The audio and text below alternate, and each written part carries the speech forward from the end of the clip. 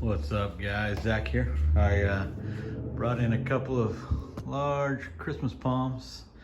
And they could go back outside now, but the last 2 nights have kind of been upper 40s, and I'm sure they'd be fine, but they don't really particularly care for that.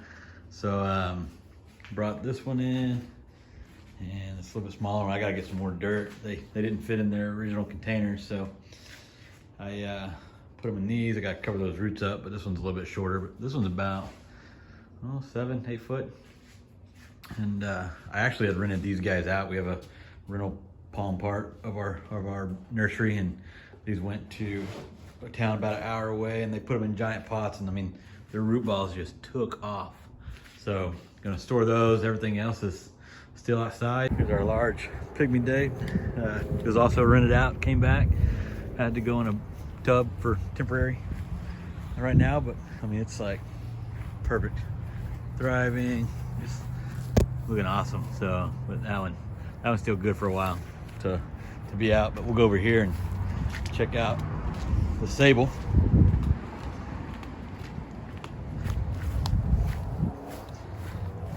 Sable over here doing, hi guys, doing perfect.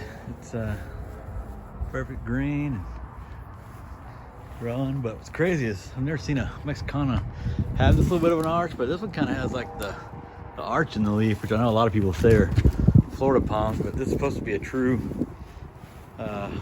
sable Mexicana, so we'll see. But doing perfect still. Go through this gate, and here's the smaller sable Mexicana, doing good.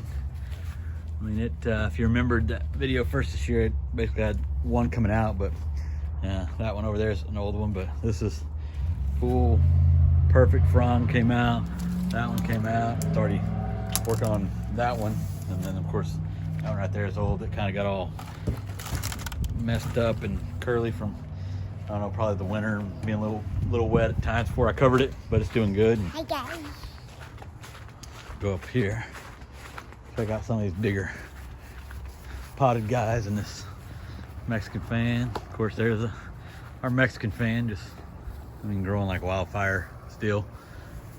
Slowing down, of course, now that we've been in, we've dipped down to, like I said, the 40s twice and then 50s, but the days are still, like today was 80 something, and this next 4 or 5 days are going to be upper 80s. But I mean, it's starting to cool down this way a little bit, but plenty of growth already for this season, and plenty of time left to be outside of its enclosure. But yeah, there's our little agave. Going here to the palm house. Everything's looking good. Need to get in here and water this here in a second, but all these windmills and Cali fan, some 1 gallon windmills, more fans right there. But go right over here. This guy is growing. He's got tucked up underneath this pavilion area. But yeah, I mean, it's every bit of, that one over there is every bit of 8 foot. If it's stretched out, probably 9 or 10. But yeah, it's full looking queen, and I mean, just pretty looking. But, and then there's across, it's another queen, a lot smaller, and then that one back there.